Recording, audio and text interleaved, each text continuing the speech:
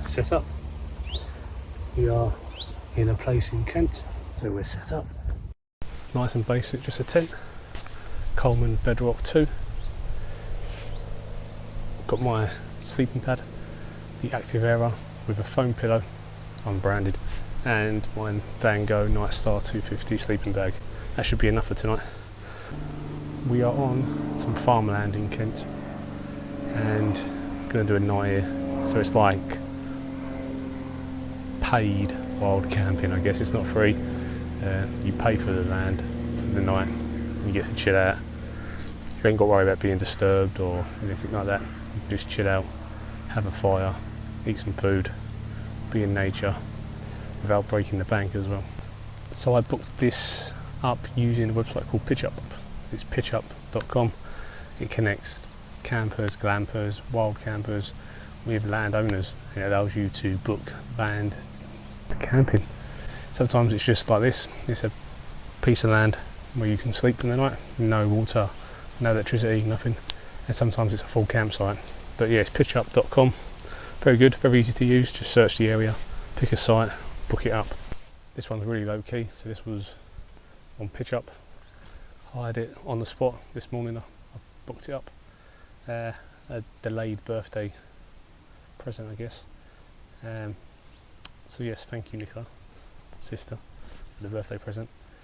Yeah, book it up, turn up, literally just pitch your tent. Got a little spot all laid out for you. It's all been cut down. There's a bit of ground there where you're allowed to have fire pits. I haven't got no wood, but I do believe that you can buy wood from the person in charge, whether they come round. I think it's a £10 for some logs, so we'll see if that happens as well. I did bring my Visport backpack. It's a beast. It is a beast. It's got so many attachments. I bought this years ago. I bought this because of TA Outdoors. He had the reindeer and I wanted one. So I bought this year. I've added like body patches to it. It weighs a ton. But I've added extra patches to the front as well. So you can expand upon it as you wish. But the Eurohike Pathfinder 2 I sold that now. That's gone. Needed some money, so got 20 quid for the bag, which is pretty cool. And it's being used by a dad and his son that are doing a long hike somewhere across the Saxon Shore Path. This bag has just got so many compartments, like massive bucket pouch, it's got 2 hooded pouches, it's massive side pouches as well, which is really good. That's where I store my water. It gets dark quick now, so you might not see as much, but got a little cook set I've not used. Got that for Christmas a few years ago. My mouse mat, which ended up being a chopping board, plate, cup. I originally saw, I think, Hayes Outdoors, and maybe Joe Robin, get like just a cake tray, you know. And then just slide it in the bag, put it in the back as a back support as well. This one has a built-in back support, but my other bag didn't. And then you just cook your steaks on that. I always take a ground sheet with me. Helps me stay organised. My theory is if it's on the sheet, then it can't be lost as such. Still can. Now I've got everything on there for now.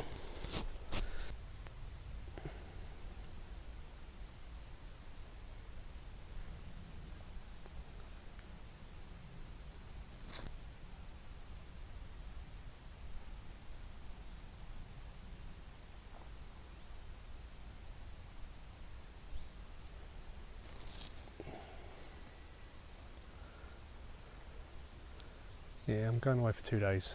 One day here, another day I'm going up near Whitstable, Canterbury. No rush.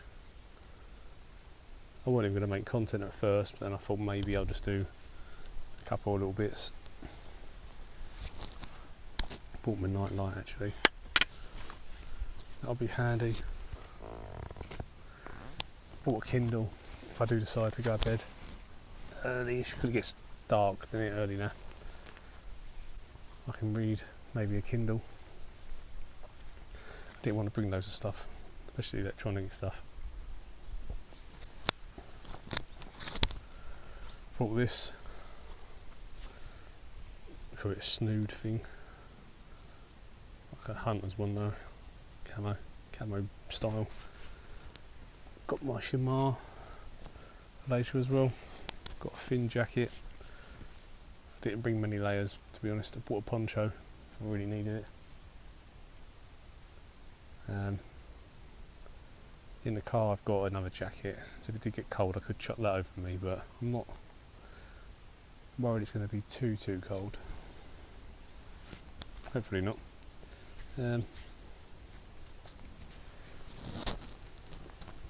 Weren't too sure about doing reviews on any of the products as well. If people were interested, I could. And a lot of it's, I think, out of stock now as well. I think the Coleman Bedrock 2, I don't know if they make that anymore. It's a good 10 if you can still pick one up for cheap. I've used that for 5 years now. It's been battered. It's still going. The only downside I think to that tent, for me personally, because I'm quite tall, is sitting up. It's got a bit of height in the middle bit, but I've seen some tents have a bit more space in height in like the centre. So maybe in the future I'll look to get in something like that. It allows me a bit more height.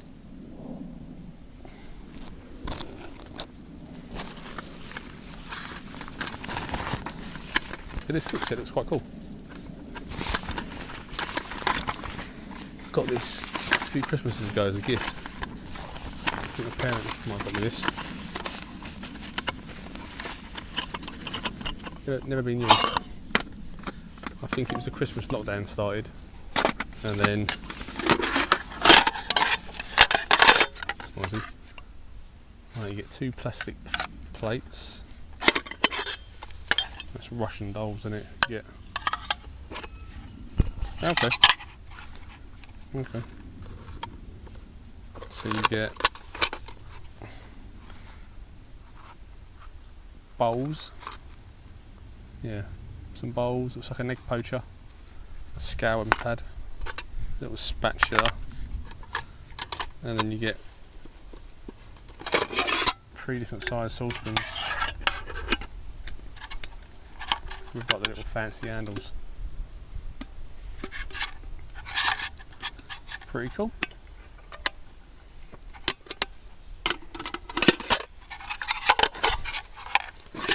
May have to use them. Right, if there's no wood, I'll have to use the done that wrong. If there's no wood, I'll have to use the alcohol stove and try and see if I can get enough out of that.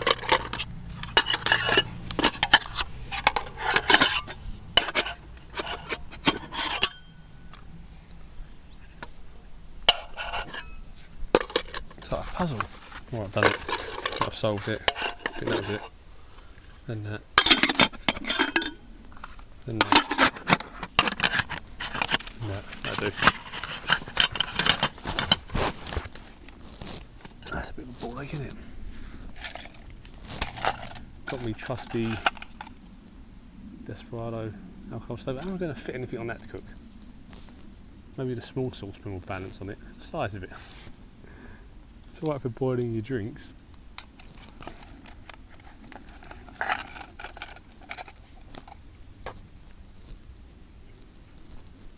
Got my spork. Some water ready to go to make a drink. And I've got my Pathfinder set as well.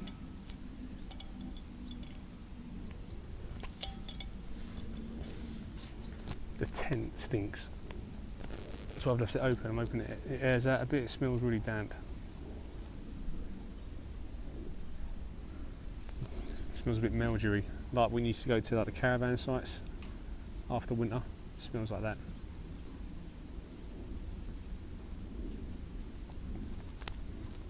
But that's my own fault. After doing that winter camp, it started raining. And then obviously we packed up. It was still raining when packing up, so everything was wet. And I never actually took it back out and aired it out in the garden to dry. So that's why it smells. This was it's like a hip leg belt, like a military, well it's not really military, it's crap quality, but it's like an ammo belt, radio, tactical thing. But look, it's ripped all through there. So it wasn't well made. Got this on Amazon. So it's probably a Chinese product. But I use that to put in like my phone and the microphone, power bank, keep it on my leg normally. Then when I need to do recording or electrical stuff, I know it's going to be in here. It's knackered, it's just peeled away. So that's going to probably be in the bin soon. What's that? Rubber band, see that? Look at the rip. Rubbish. Rubbish. Got the Kindle in there though, so it's the old Kindle as well, the one that you need light to read it with. So first I was like, oh, I'll read that, and then I was like, oh no, how can I read it? Can't bloody see it at night time. I thought, oh, I've got one of them little torches, like lamps. I don't really like the bright LED lamps, to be honest. They're too like in your face, but it's the only one I've got that would work for that situation. Right there. Little fire kit.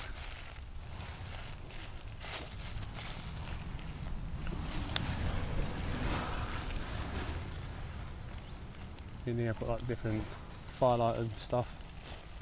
Things I've collected. Got dry bits of wood.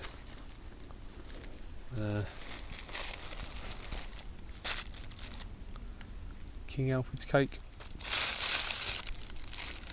Bit of birch bark, some fat wood. I have got, that's probably out of date now, but that was a, oh, I forgot what you call it now. The briquettes, oh, what do you call them? Firelighters. Firelighters. I've got a candle in there as well actually. Citronella. When the bugs come. I might like that tonight actually. A bit dirty. Yeah, this needs topping up, this. Yeah, some fat wood. King Alfred's cake. And some dry pine cones because they burn up. Yeah, that's my little tinder bundle.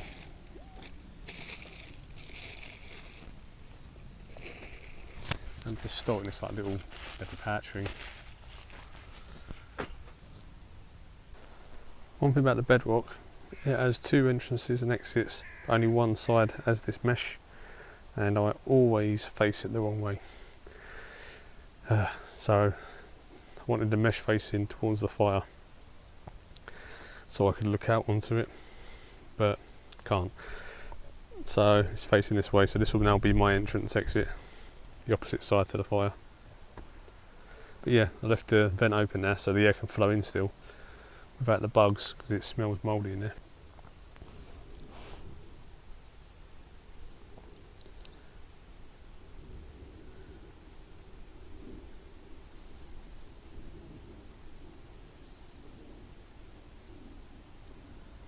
So while that's boiling, I did bring some gloves this time. Yes. So I just met the owner, and he's big barrel of wood. £10, you get wood to use on the fire, which is nice. There's not a lot of places that you have fires on the ground still, on their land, but there's nothing around here to catch. That's really cool. So yes, we will have a chance to get a fire going, some charcoals, and I can test out my cooking stove as well. Right, caught off guard for a second. I've got my gloves. So that water's nearly boiled. I'll chuck some in my Bovril cup, and I'll chuck some in there, and then we'll look at sorting out some food. Now we know we've got firewood to get going. Now the fun begins. We've got a few hours left of daylight. Sun's setting this direction.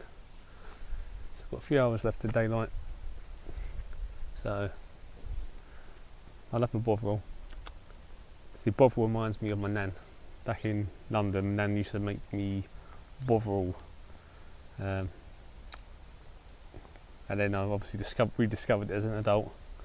So every so often I have a Bovril. It's a nice sort of memory of my nan. And I think it'd be nice to sort of keep that going, bringing like the Bovril on different trips. Yeah, it's nice. We'll look at starting a fire, get some coals going. Tonight it's going to be steak and eggs with maybe some bacon. We'll reuse some of the coals in the morning as well to do the breakfast. Now I might actually test out the new stove for the breakfast tomorrow rather than tonight. All depends on the light. All depends on the light. You can see it's already boiled. Doesn't take long. Let's take that off. Now, to do this properly, I need to pour some into my Bovril. Yep, some will go into there. Spare water. And then you need to smother the flame.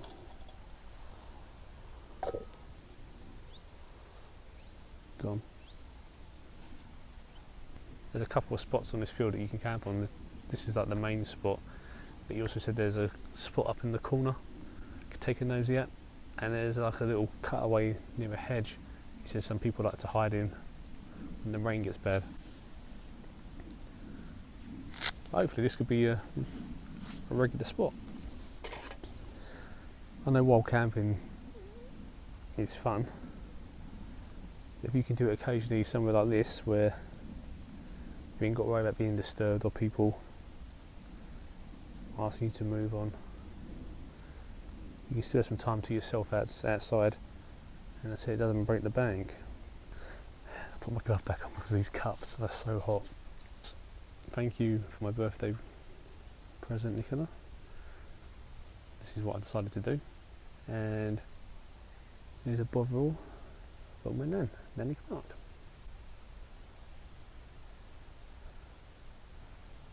It's too hot to sip. It's nice Bovril. It's a very warming drink. Very warming drink. Beers today I've got Brewdog Lost. I do like the Brewdog. The Bovril, sorry. Mix the drinks up now. People are like, what are you doing? You can't drink Bovril and drink beer.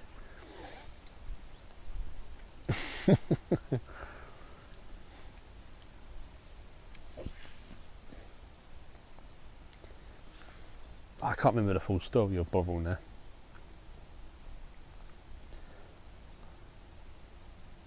I should just go and Google and get the real answer so I can sound intelligent again, but I'm not gonna. I know it used to be made from beef. I know it used to be made from beef, and it was used by Napoleon.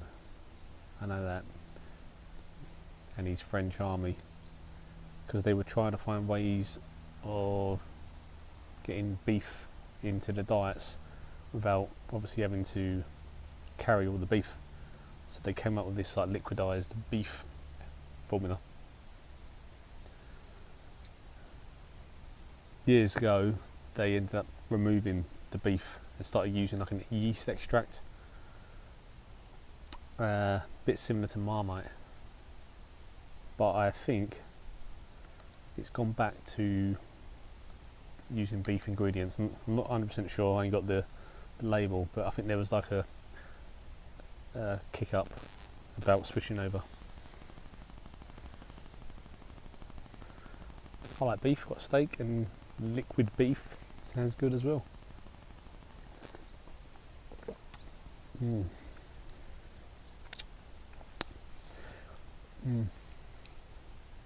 Yeah, something to look at in the future, how to make fresh Bovril. How to make it from scratch. Take one steak, blend it for 20 minutes. Cook the water steak and blend again for 17 hours.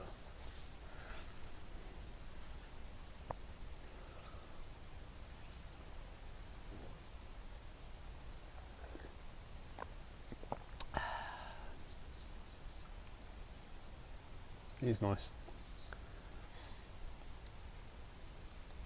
So I haven't bought food for tomorrow evening or lunch yet. Today we've got steak, we've got some eggs, some bacon, tomatoes, so we'll cook all that up for dinner tonight. Got some beans as well, but I'm not sure what to have them tomorrow or dinner. And then breakfast will be the bacon, the eggs, tomatoes and the beans probably. And that'll be it. And then we'll go off, pick up some more food, go to the next place.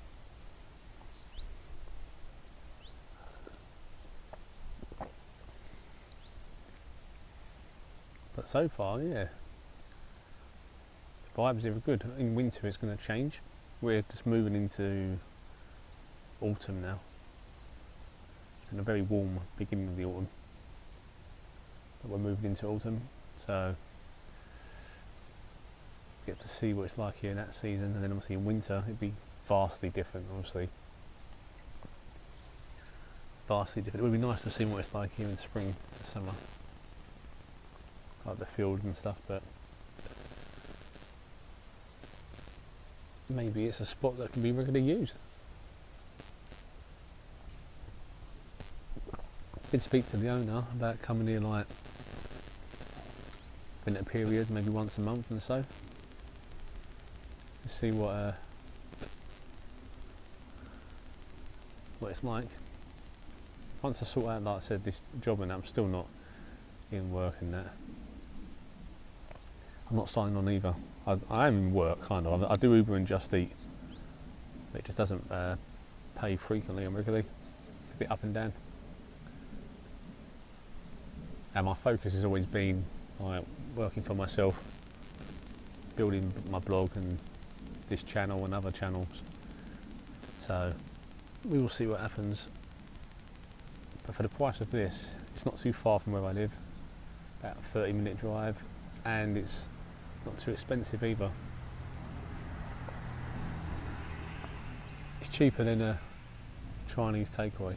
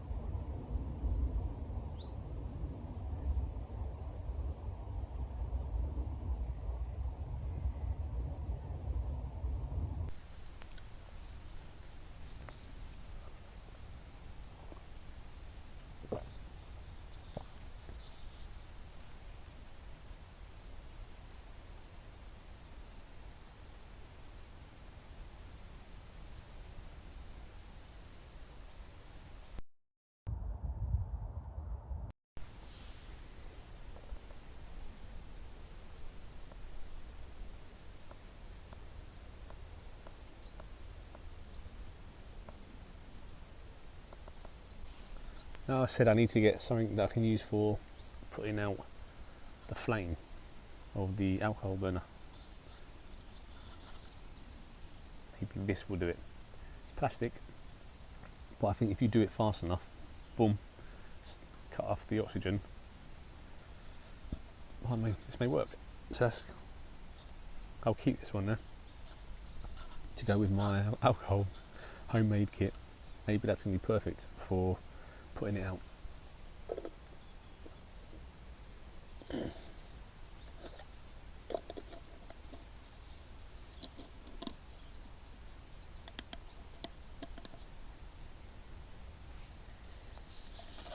You know what? It may actually work. You could carry it like that still in your bag. No extra space taken up, and now you've got your putter outer. What would you call it? A putter outer? What would that be called? An extinguisher. Is that the right word?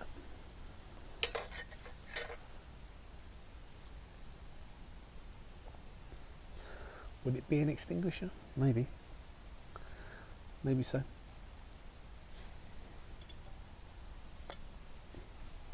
That water I boiled, I didn't actually need that much.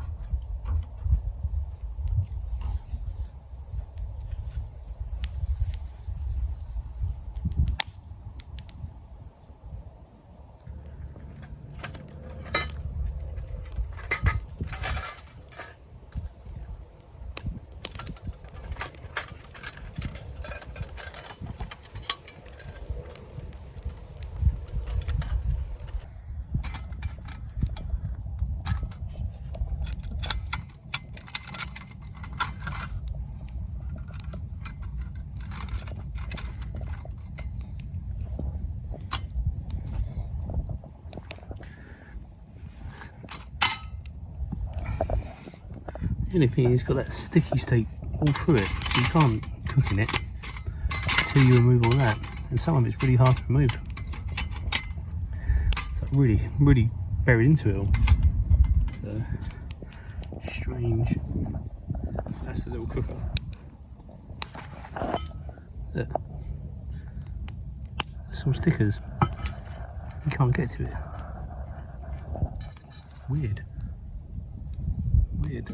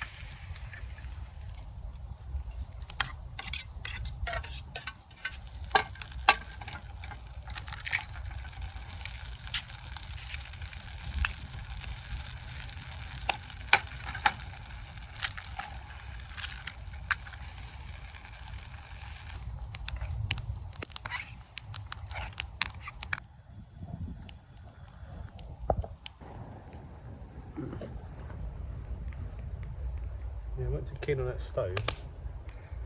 One, it's really awkward. You can't open the door on it. Should be able to look at it. It might be because it's sitting at an angle. It's wedged and it's too hot to grip tight. even with gloves on. We've got steak, some eggs, beans and tomato.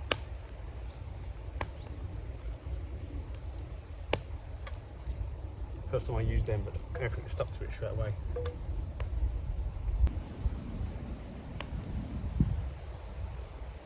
It needed oil, I think.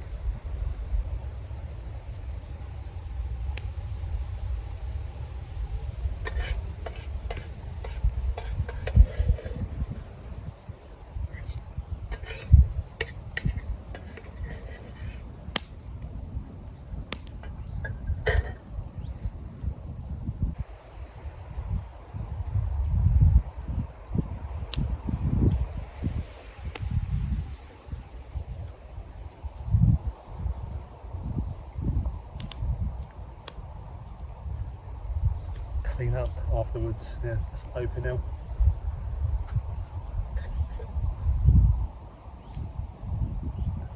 I just like the open L's for like food. I don't know if that's what they were originally for, but they work good for food prep as well as eating with. And then this is just a Overmont titanium spork.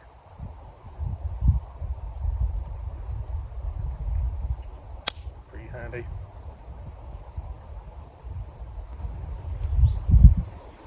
An interesting one for you all is I've been thinking about doing pipe smoking as well. People that have known me know that I'm anti-cigarettes and fags, always have been. But the same about pipe smoking, you know, it's primitive.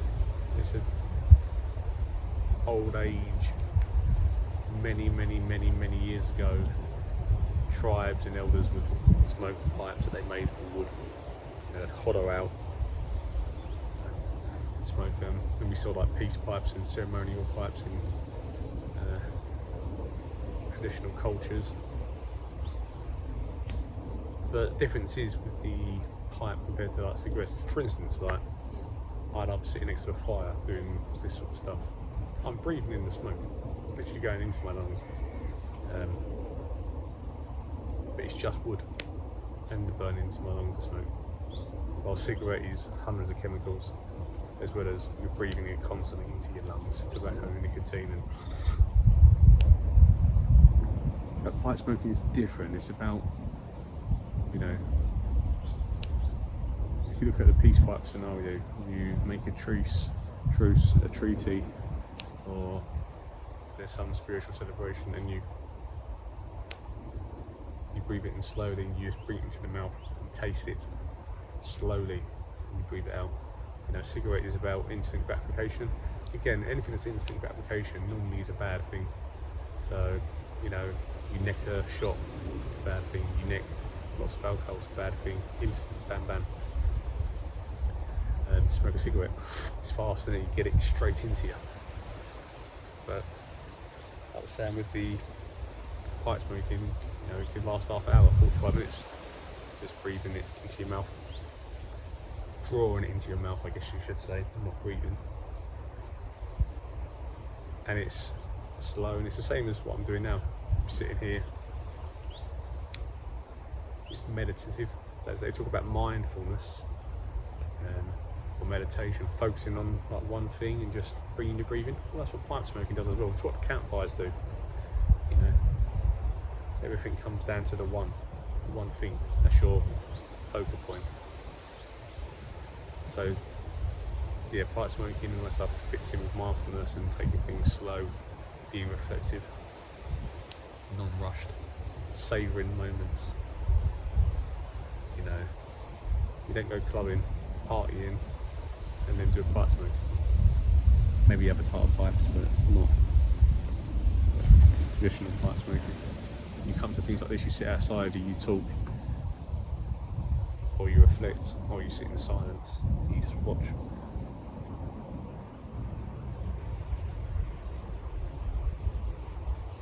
Just think about it.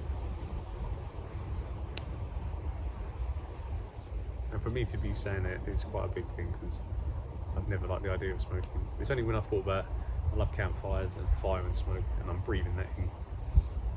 pipe smoking, technically would be less than that because I'm not breathing it in.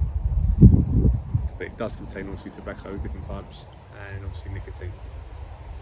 But there are loads of studies that show that nicotine in microdoses at certain points in time, when it's not when you're not using it for addictive reasons, can have beneficial effects. So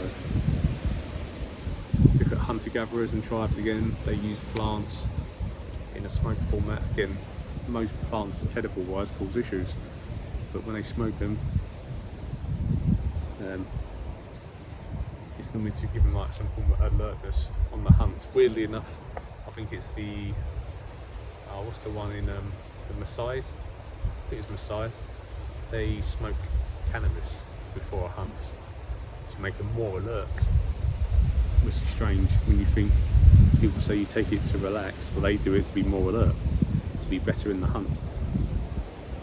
And I've seen South American Amazonians that do the cocaine leaf, the nicotine chewable. So I don't know. There are uses for plants like that. Again, they're not dietary, they're like medicinal or supportive to certain things you need to do, like caffeine regularly. It's probably causing a lot of issues nowadays, but when used at certain moments, maybe only once or twice a week sometimes, you would get benefits like creativity or more productive thoughts or work ethic. Doing it 3 times a day, you've then gone to instant gratification again, and addictiveness. It's different. Naughty biscuit. These are handy for camping. Ready-made coffees.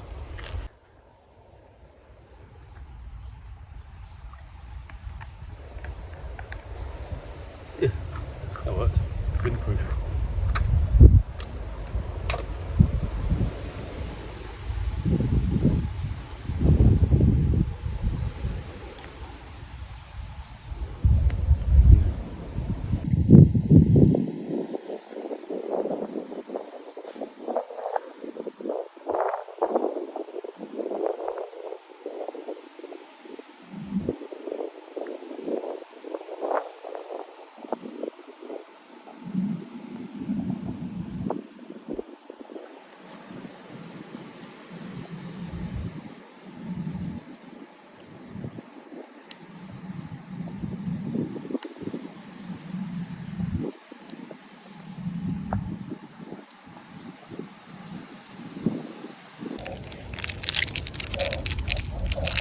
Maxwell's House Coffee.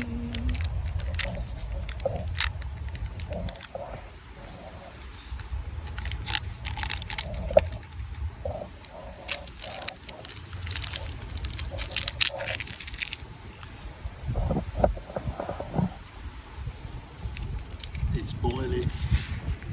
It's boiling.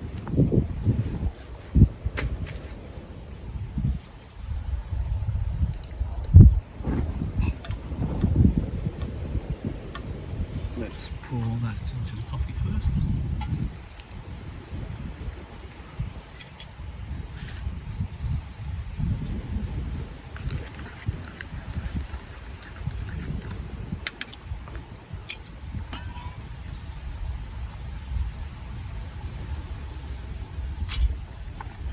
All this work.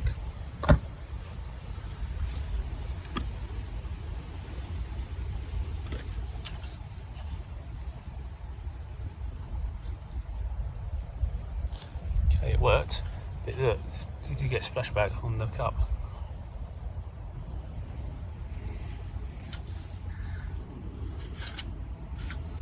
That's interesting.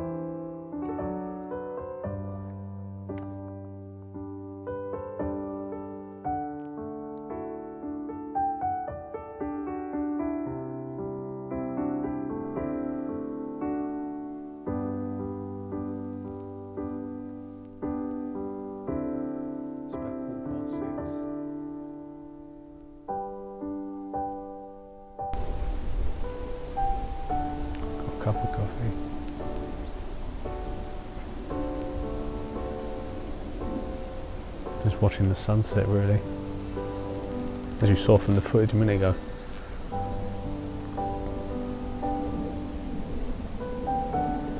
It's a nice way to end the day.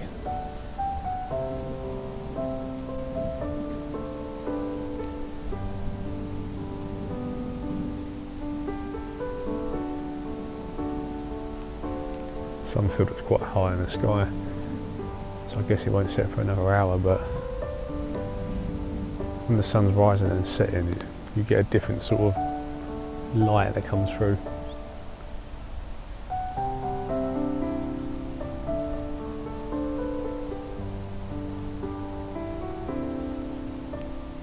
Wonderful spot.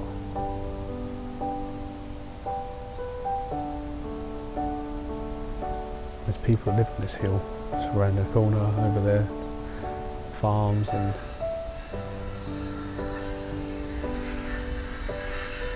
I wonder if they actually appreciate it as much as they should do. When you live somewhere, you never really appreciate it as much as you should. You take it for granted, don't you? If you grew up always with the sun setting in your garden, you won't really think twice. Where we live now, the sun doesn't set in my garden, so we never really see it. So it's almost like a forgotten part of the day. But here, yeah, it's lovely.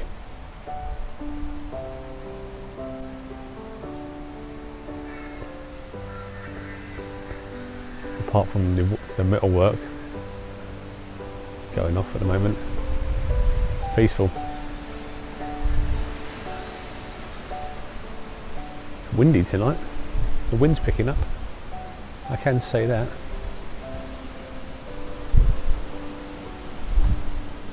The fire's burning slowly. It's just there.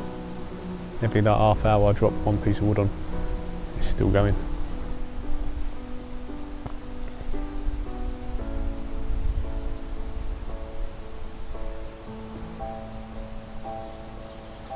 I'm looking forward to when they all stop doing the welding and the work and it goes a bit more quiet. Because you can hear in the distance just slight bird noises, and I'll see the wind blasting through.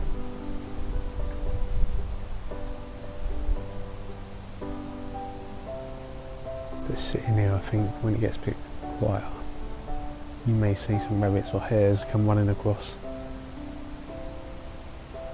That'd be quite cool, just to see and watch all that happen. Need to do more of this. Need to do more of this.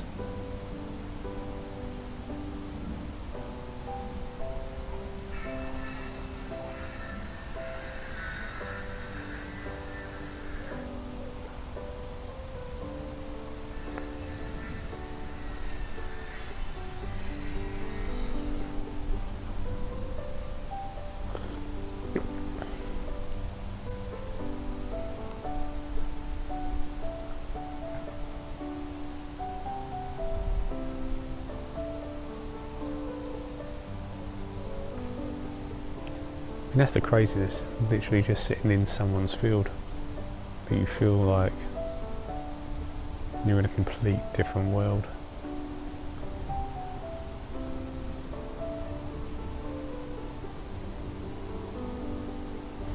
Just right back to basics, I think what it truly means to be human.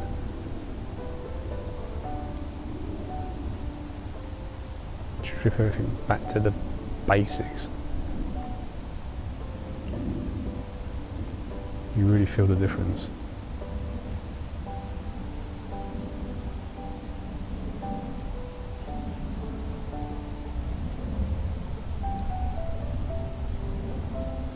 Like today, I've not really done much. I drove here, packed the stuff, set the tent up, but I've not been thinking anything today. No horrible thoughts, no weird thoughts, nothing. The only time I've been thinking is like, what am I doing next? Everything's in the moment. What's the next step?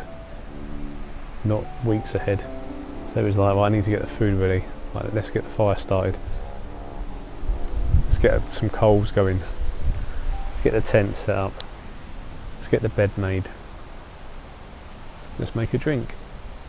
You know, really simple.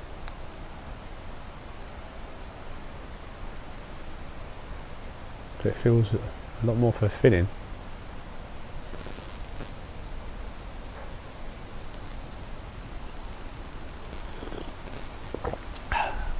A lovely coffee. Don't normally drink coffee at 6 at night, but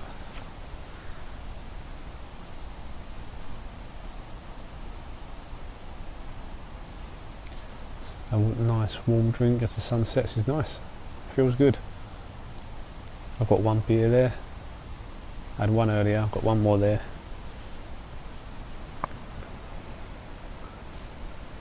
Probably sip that.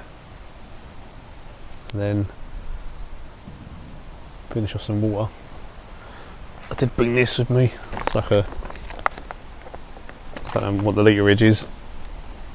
It's got to be at least 2.5 litres or something of extra water. So there's no facilities here at all. So if I need to drink some water before bed, then I've got plenty there still.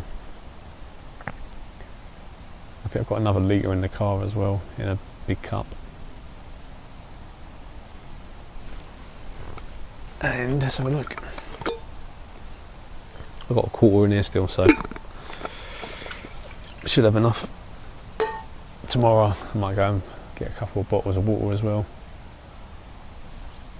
See, today's like an open field. Tomorrow I'm going into more of the woods. It'd be a different vibe. It'd be potentially you won't get the sunset, depending whereabouts in the woods it is. It'd be colder and darker earlier as well.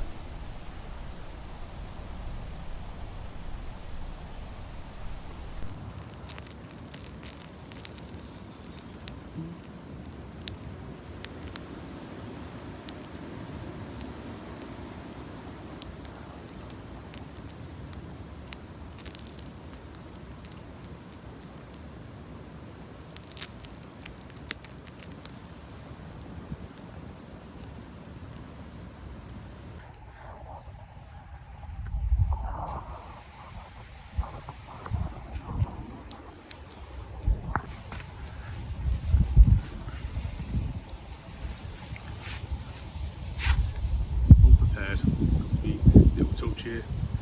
Got my big boy torch as well if I need it. And I've even got this if it gets cold of the head.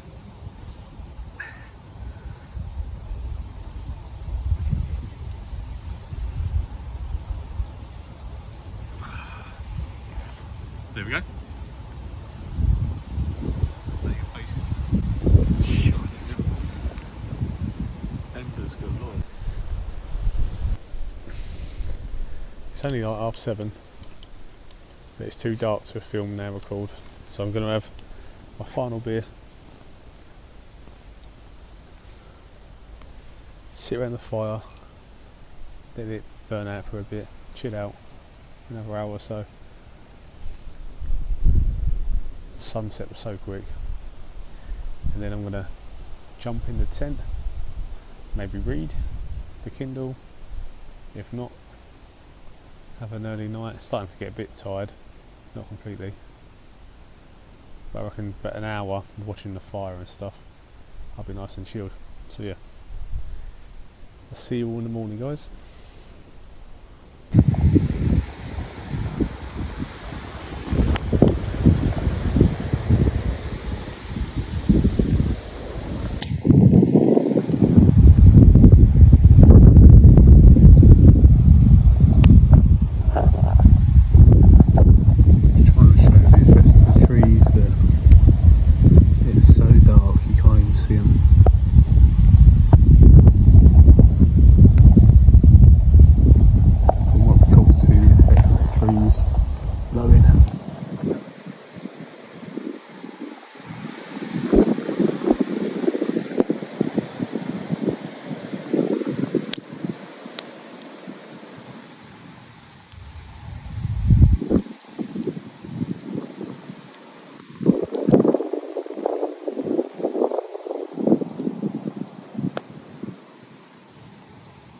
Okay, it's 9 o'clock. I'm in bed, in the mummy bed. Got how tight the mummy bed is. I've put the ground sheet inside it.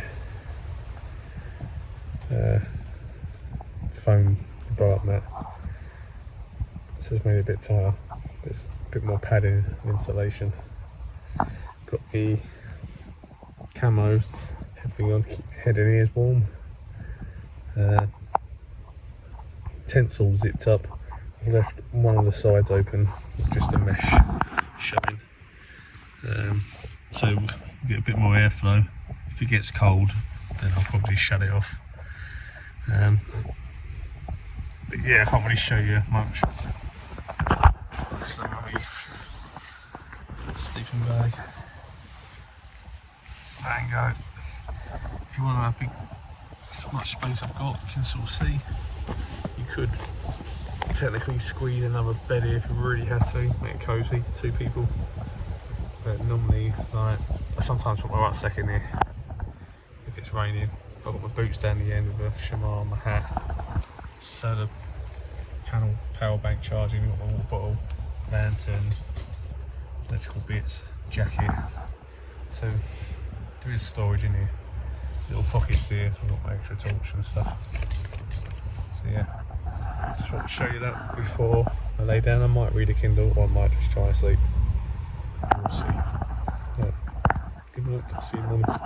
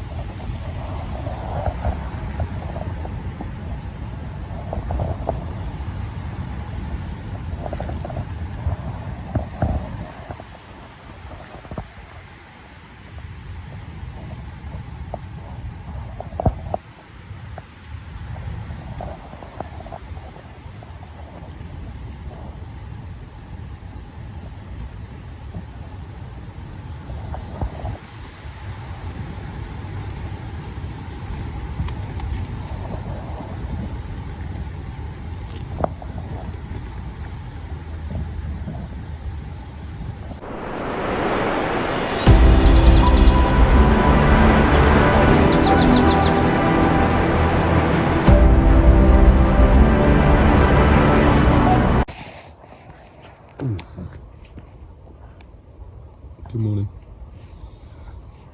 It's 8 o'clock. It was so hot last night. Like, I had to strip the down to my pants. It was so hot. I even had to undo the sleeping bag and make it into like a duvet cover. I just slept directly on the pad in the end. Used that as a duvet because it was just too hot in a sleeping bag. I was like sweating and I was like, nah, can't do that. So yeah, opened it all up. Crazy, didn't think it was going to be that hot. Really windy, like all night, just really heavy wind, like knocking the tent, and yeah. I think I started falling asleep around about 1 o'clock. It was about 11, 12. Every so often I'd sleep and then wake up, because obviously the gusts of winds would knock you. Oh. And then it was like the early hours when I actually started falling asleep properly. It started cooling down, but it never once got cold. Crazy. Really surprised me. So, yeah, look at the bags in the eyes. We've got 3 hours to get everything done and leave, so let's get cracking back in.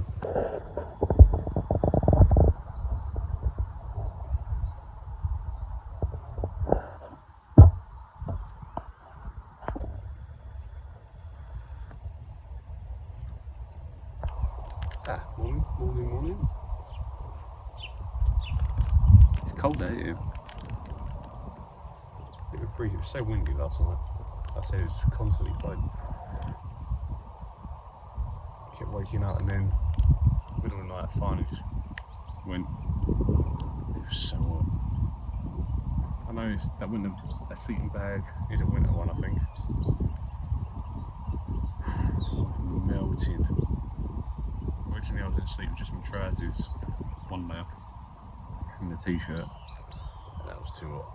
So then I took my trousers off, and that was too hot. So right, I need to rethink this. So I undone the sleeping bag into a duvet, just laid on the pad, because the floor was cold.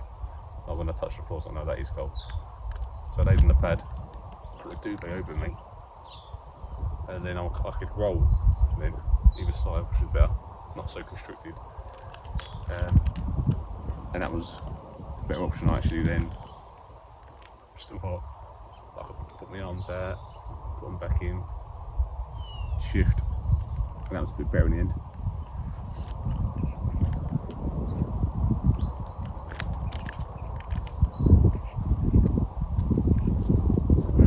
I woke up to a really cloudy day, windy. At least it ain't raining because I've got no tarp.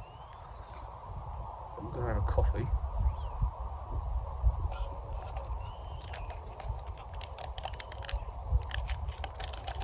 And chill out with the coffee.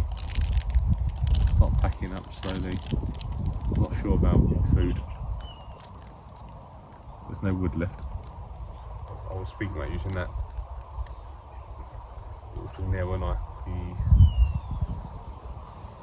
alcohol burner. But that might be effort to try and cook a full meal on that one. Like bacon, eggs, sausage. So I'm gonna skip the breakfast for now. I'll take it with me and I'll use that for lunch, the bacon, eggs and sausage and that. And hopefully the next place will have some wood or some ways of cooking with wood. But that cooker thing, I'm not overly keen on it. Even now, the door don't open. Somehow it's seized. I need to close it up and see what happened to it. That's what I was going to say. You're going to think I'm mental, but last night, overlooking the horizon with my camera, I was going to try and film it, but you couldn't even see the tree shaking in the wind. Obviously, there was a big star across, and as you see with stars, they go small and then they go massive, and it looks like they're moving. I guess to do with like refraction and light and stuff. But I looked up here, and it might have been to do with the cloud moving, stars just coming through, and the fire and the light flickering and stuff.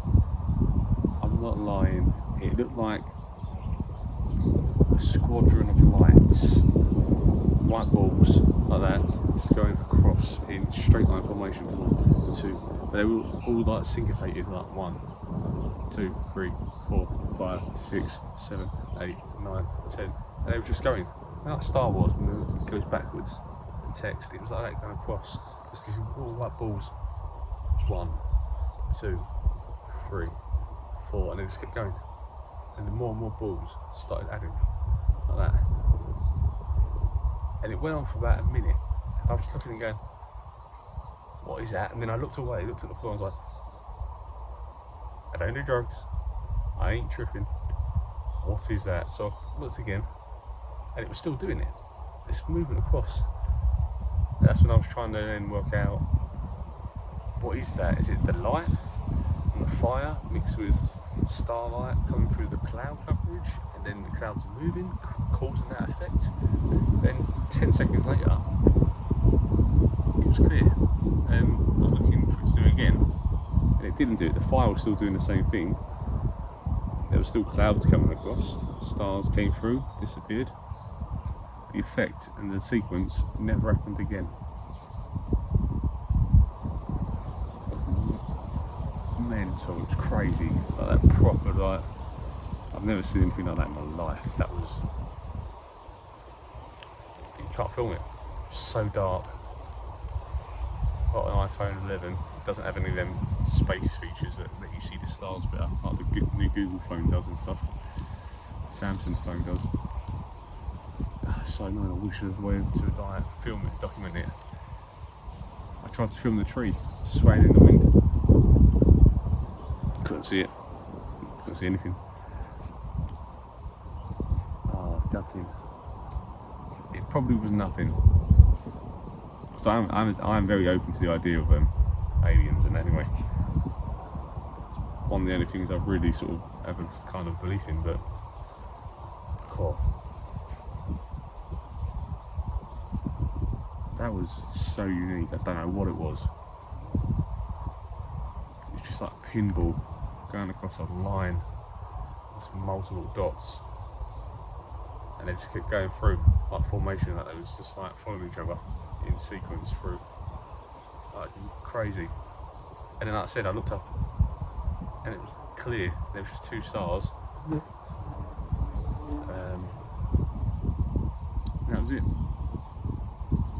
So whether the clouds and the light caused an effect, made them 2 stars look like they were syncopating across for a couple of minutes. No, never seen anything like that. Just thought I'd share that one. You know, I said got my extinguisher, the plastic cup, pop it over the top, because it's not quite wide enough. When I put it on top, it went at an angle, so the flame come out to the side. So that meant the flame melted it. So my extinguisher is now just melted. So I need something else. I can use the cup I boil with, but I just rather not boil water with the same cup that I'm gonna be extinguishing it, because it does kick back a little bit sometimes off the fluid. I don't know if that's a good thing to do or not. So I was trying to have something separate.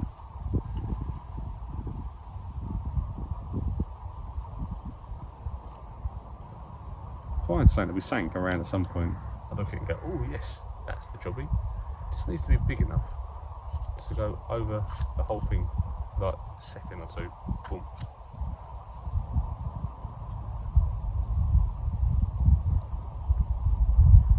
No. But this has been really handy. So I'll be making my drinks with just a little beer can stove.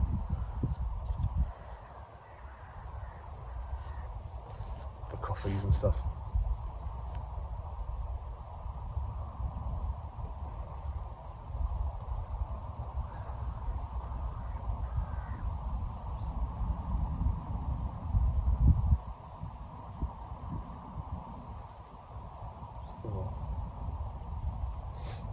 I guess with the cooking stove, the other option I've got is to light a fire hour and a half earlier, because this would burn long, and then just wait till it turns to charcoals, and then take my shovel and put the charcoals into the wood burning stove.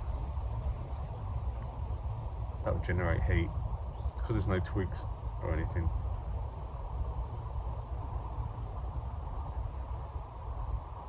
Need twigs or a little bit of kindling.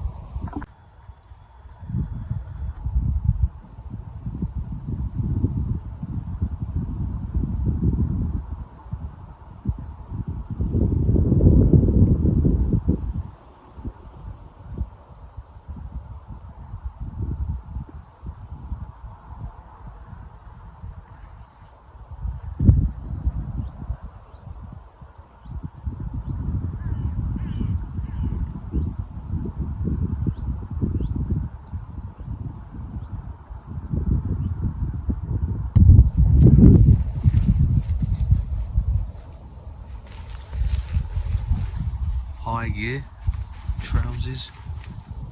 They were cheap on Mountain Warehouse, but the fly constantly breaks. Look, can't do it up.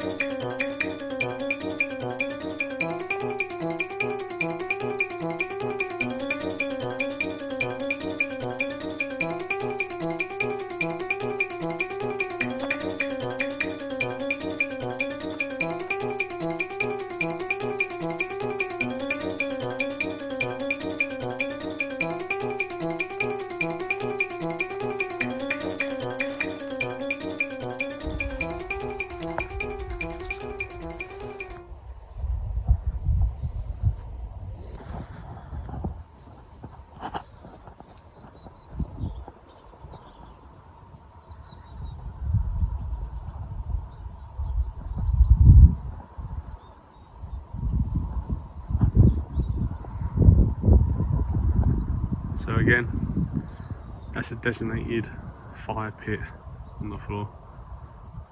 It's an area marked out where you can make fires with the landowner's permission.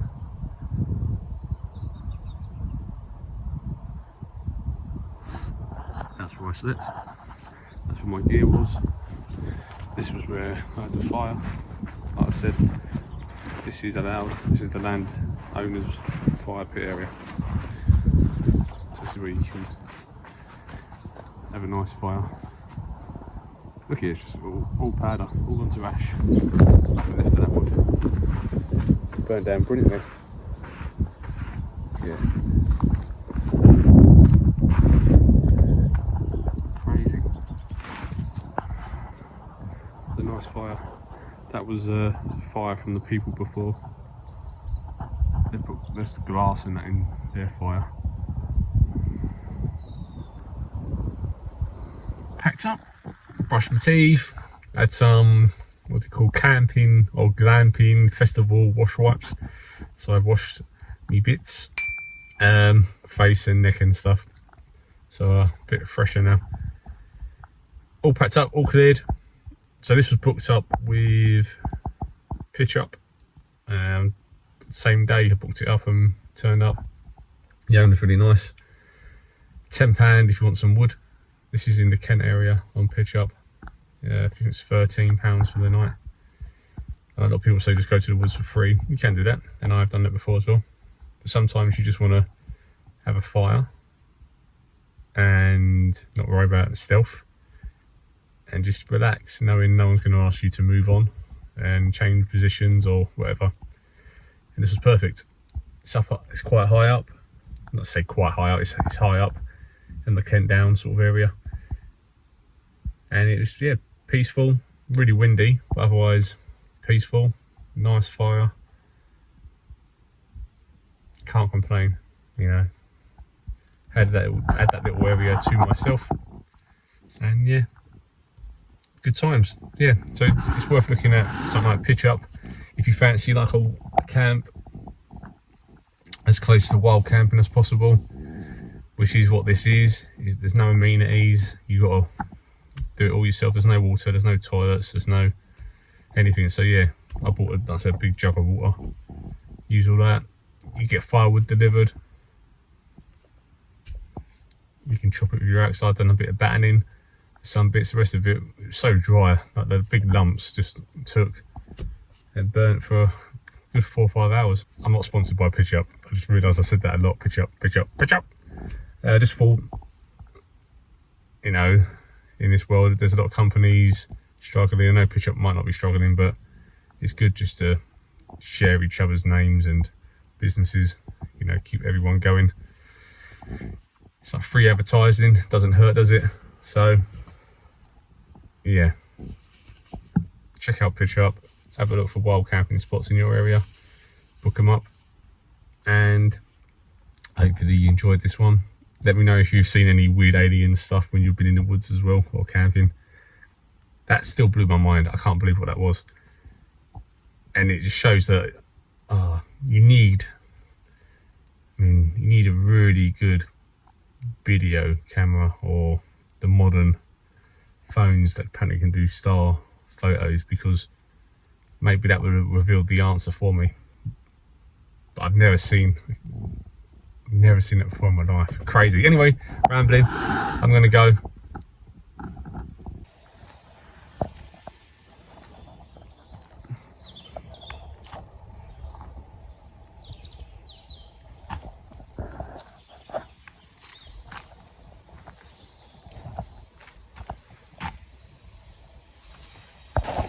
Hey guys, welcome.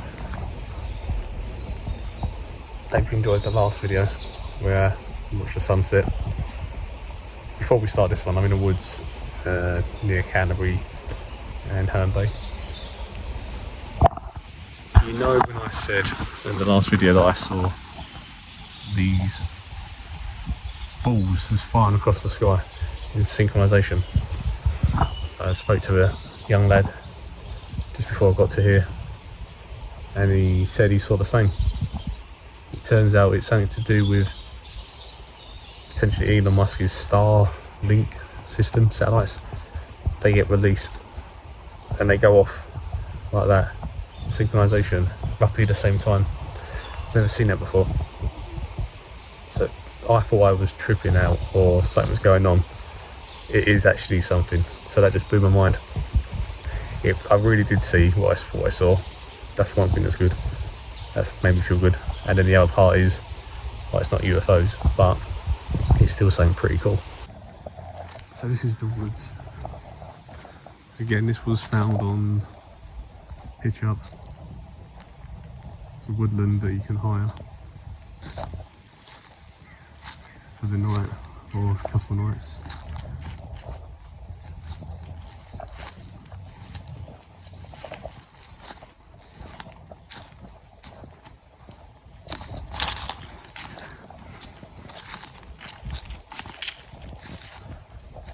You can hire out these tents as well. I've also just bought my own.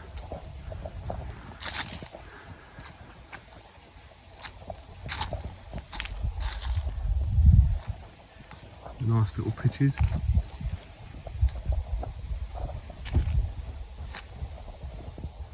Throughout. I've even got that little play area for kids.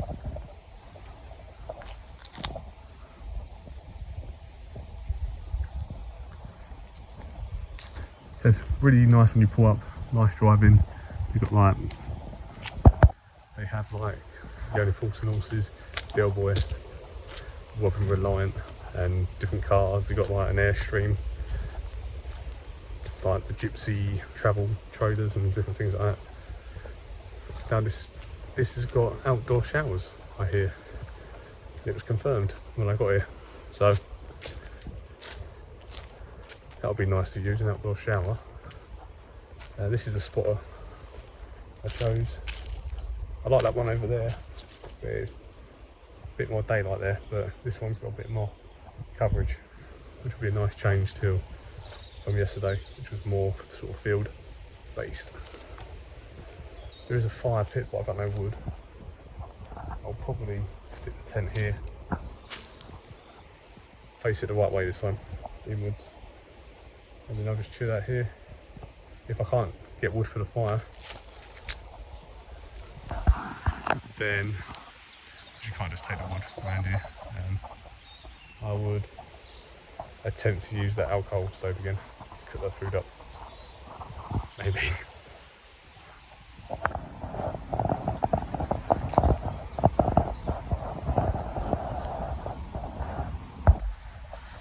I'm going to do the old setup process. You saw that in the last video again.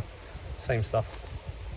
Bedrock tent, sleep pad, pillow, sleeping blanket, calls it that.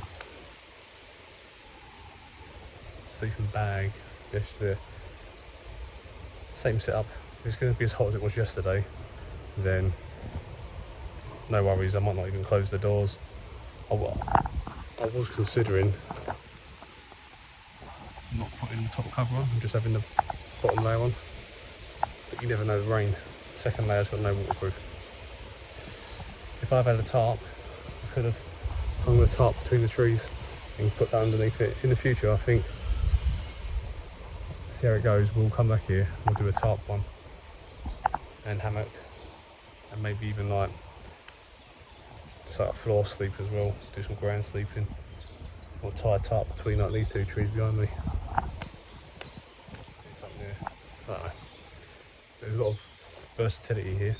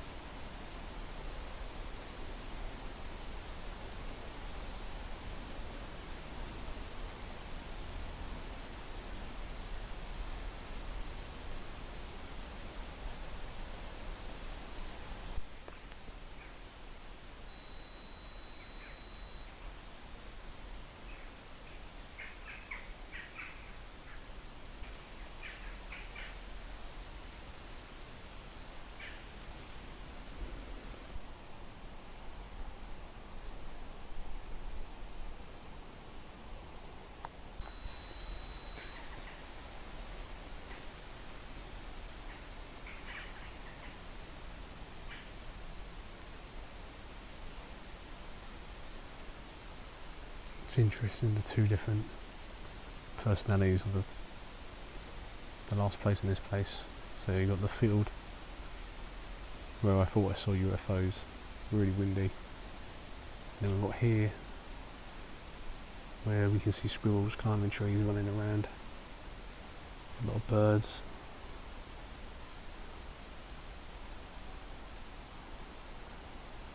This spot here I think will get darker quicker compared to yesterday. A lot more coverage and surrounding, while with yesterday, the last video, I had clear open sky over a hill.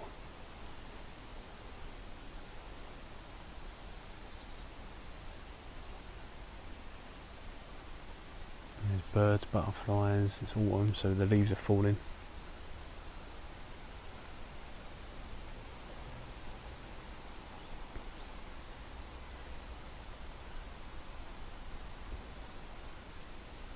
This is a nice spot.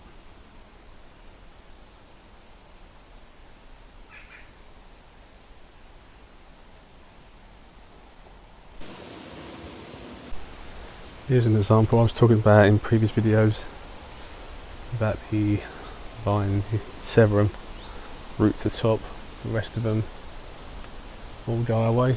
It stops the tree from dying, but it will still grow from the bottom onwards and find new root systems, because obviously it's in the ground where it's pulling from. Yes, rather than mostly pulling that away. So that tree over there is covered in it. One behind it really covered. Eventually it will just drain it and kill it.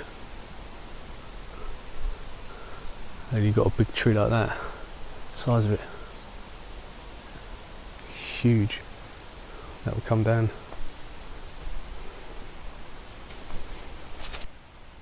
So I just made a tea in a Bovril. I tried not to tea, didn't do enough water. And used the alcohol stove that I made. All good. What a bloody go at? Put my cup over it, took it off, come up. Cup over it, took it off, come up. Never happened. Now I'm not sure it's because it's elevated. I put it inside the fire pit, it was elevated. What difference that would make? Like airflow maybe coming under, keeping it alive. But when I've done it before, it's always been on the ground, put a cup on it, boom, out instantly. But not then. Just didn't happen. More things you learn. I will buy another bottle of methylated spirit, and I think going forward, no matter where I go, I'll always take my methylated spirit and my homemade alcohol stove, maybe 2, because they are handy. If you're not allowed to use wood, if you're staying at a campsite or somewhere, you can probably get away with using that.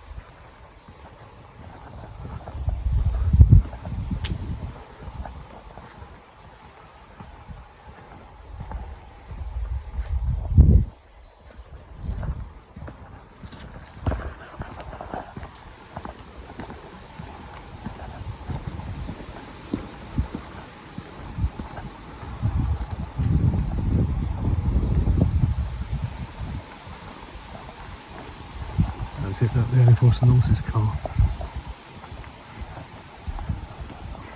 That's cool.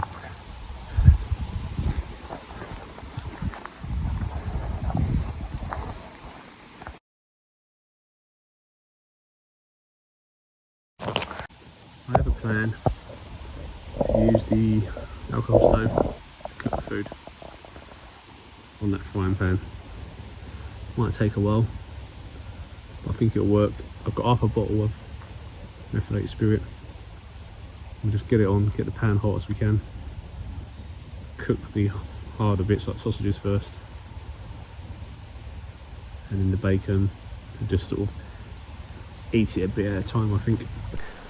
It's really nice welcome here, nice greeting, helpful. Pick you up in a little Suzuki Jimny, drive you up to your spot, unload it.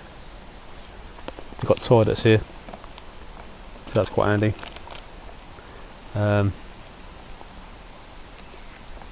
They have got outdoor showers confirmed. Just saw them just now. Forgot to film that. I didn't want to film it in case there was someone in there. But tomorrow, if there's no one about, I'll film at least the outside of the shower block, so you can see like the wooden design and things like that. I think there's one group standing over there, youngsters.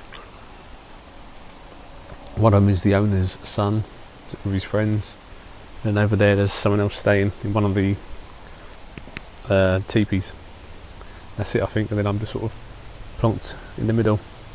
You get a choice of where you want to go. I chose here. Seems like a nice spot. What am I going to read? I might finish the Tony Beersall collection. He's just a regular guy that went through a divorce, lost his job, break up, some struggles, and then he, in his 50s, started doing camping, then started living permanently in his tent full time, wild camping, and then he went to Spain. Sort of the attitude of just say yes to things, I guess. Before you know it, from this Spain, he's gone to Algeria, no, sorry, Albania, Morocco, or in France. Obviously he lives in Spain.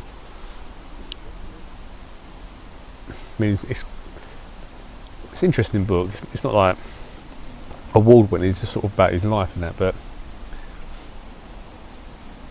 after that negative point he has fell on his feet quite a lot. You know, to get offered work in Spain with a rich family that supported, were willing to pay him loads of money to look after a farm bit, you know. So maybe him taking the gamble and these sort of things was worth it. But he did live in a tent for a few months. He set it up permanently in the mountains, would travel down to work Saturday and Sunday flat out, then go back and live in his tent for 5 days. He'd go to the pub, local country pubs, go for hikes and walks, and it's interesting. Very interesting what he's done. So I'm on book 4. It's called The Man in the Tent series. Tony Beersall. Number 1 was The Man in the Tent, My Life Under Canvas, the first 4 years. Number 2 was My Life Under Canvas, Getting Started in Spain. 3 was the same thing again. The Man in the Tent, My Life Under Canvas, Part 3, France and Albania. And I'm just on to his 4th book, Part 4. The Man in the Tent, My Life Under Canvas, Part 4. Spain, Morocco and something. It doesn't say what that one was. That's not saying. One second. There's a bit where this is about this book. You're joking me. Everyone says the same thing. Spain, Morocco, and it doesn't finish the sentence. Right. I'll go to the front page. This is commitment. Now, Part 4, Spain, Morocco, and you thought it was going to be like, I don't know, Alaska or somewhere just off the board. Spain, Morocco, and Britain, where he started. Yeah. Got to find where I was now in the book.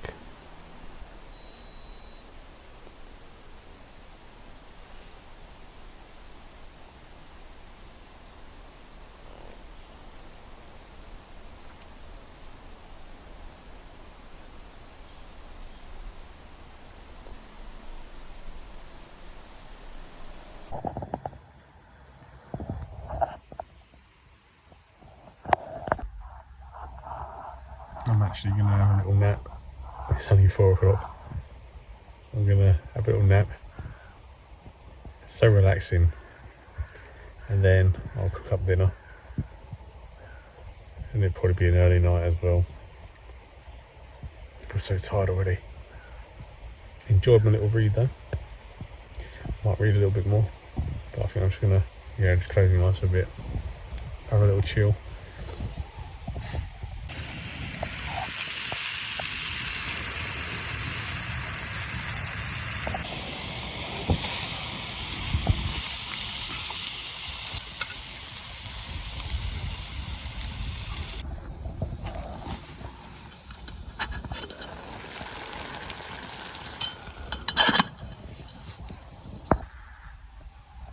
Cooking in a frying pan, but it's taking so long and I'm nearly out of alcohol for it, so I put it into the saucepan and chuck the bacon and tomatoes in all together. So not only is it heating from the bottom, it's actually trapping the heat inside, so it's like a, I don't know what you call it, it's just like a oven effect now. Hopefully that will cook the sausages all the way through. The bacon and tomatoes are just there for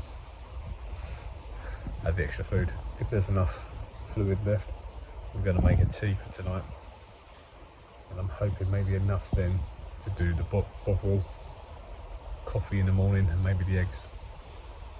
Don't know.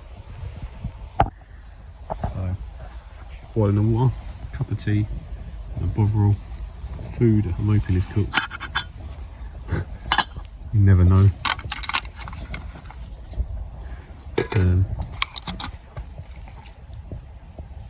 There we go. Hopefully it'll be alright. I had that left. 3 sausages and 2 bits of bacon. There, the tomatoes and the rest of the bacon and sausage. I couldn't finish it. I've eaten a lot over the last 2 days, a lot more than I normally would. It's just like constantly eating. So I'm stuffed, absolutely stuffed. Got me tea and my Bovril, then I'm done for the night. 2 beers, maybe later, and then tomorrow I've got that much alcohol fuel left, which will be just enough to light up, make a coffee in the morning. I probably won't bother with the eggs, I'll probably just eat the banana that I've got, and then we'll go and test out that shower. It has reinforced that I need a Slightly bigger tent though. If I'm doing things like this, I'm not hiking, I'm just sleeping out in nature. So a slightly bigger tent would be better, just so I can sit up. Just find it awkward sometimes in the tent. I'd have a look, see what's available.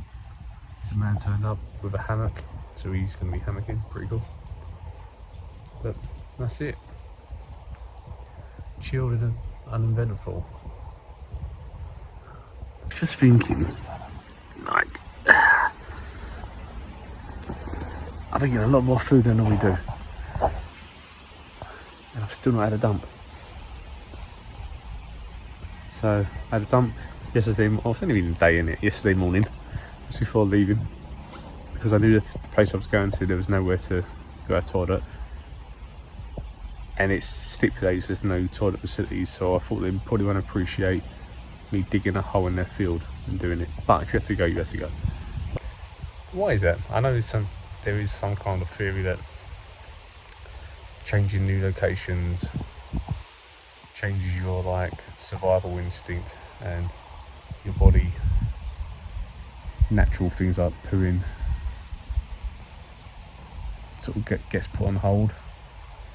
But once you feel secure within yourself, you go again. And they say it happens a lot with people that travel, that go to a new country, they won't poo for a day or two. Or they'll fly and they won't poo for a day. Or they go to a hotel, local, somewhere like a local job travel, like up north or south, domestic travel, and they won't poo the first day. I don't know. But yeah, normally go every day, twice a day. Nothing yesterday.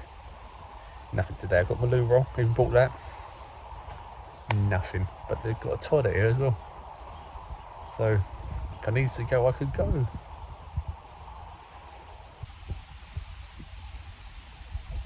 I need to make an overly eager sipping noise with my tea for YouTube effect.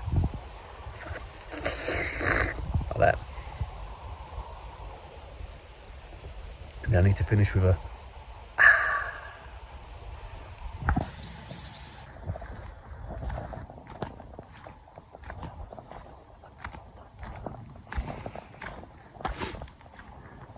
getting dark already. It's only about 6:30, 7.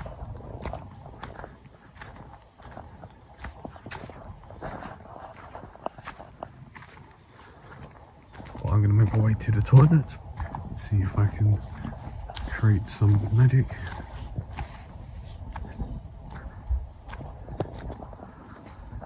And then I'm going back, lay in the tent, do a bit more reading.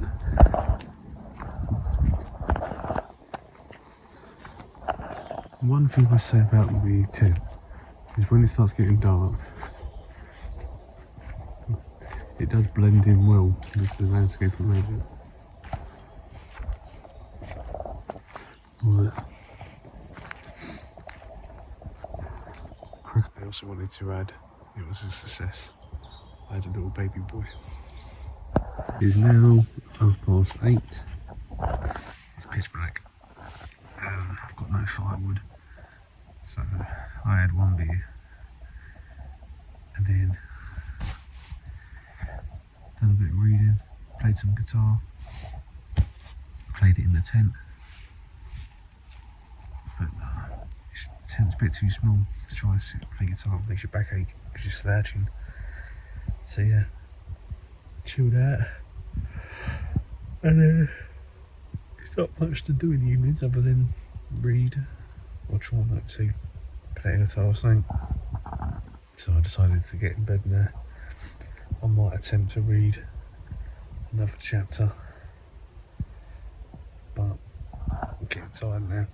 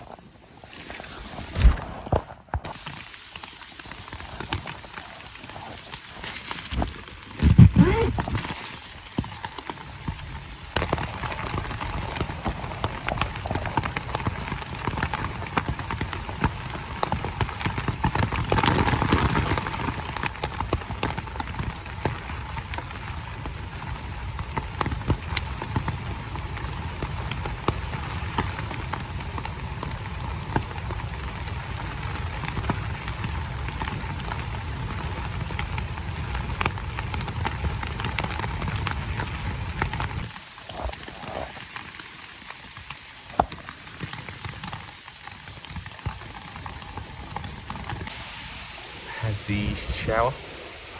So you go in, it's like 2 wooden cubicle doors. You go in and there's like 2 showers, fitted up. Pump it once, cold, then it stopped, pumped it again, a bit warmer, and on the 3rd pump, really hot water. Really nice shower. Had a scrub all over. Mint tree, tea, travel set I had. Loved everything, all nice and clean. I feel so much better now. I was feeling proper, it was only 2 days. I was feeling proper grotty last night, like oily and sweaty and and it was so hot. I ended up sleeping on top of the sleeping bag in just my pants. It was just too hot. And it finally cooled down about 6 o'clock in the morning. And then the breeze came through a bit. I was like, oh, that's nice. And I fell asleep, I think, for about an hour. Then at 7 o'clock, the rain came. I was wide awake. I was just dying to get in that shower, have a clean up. So yeah, I didn't film it this time. But I will come back here again in the future so I can show you a tour of the place properly. And that's my 2 days birthday getaway over. I was going to get a cake at one point and sing happy birthday to myself, but it's like a bit late now. My backpack's packed. I do like this bag. It's got a lot of pockets, not a lot of pockets. It's got the correct amount of pockets. It's got lots of straps, adjustments, so you can really sort of pull things in tight and readjust it. Oh, pardon me, readjust it. And then, yeah, it's not much in it now, so it's quite light. But hope you enjoyed seeing this one. Not as much, I don't even know what I'm saying. Yeah, so thanks for joining me for my birthday 2-day getaway, and I'm sure I'll see you all again very soon. Maybe some more adventures coming up, who knows what happens. I'll definitely be doing some more reviews, gear reviews, campsite reviews, and see where that progresses. Enjoy your time, stay well. Drying my tent in the sun, or the wind's going to blow it away.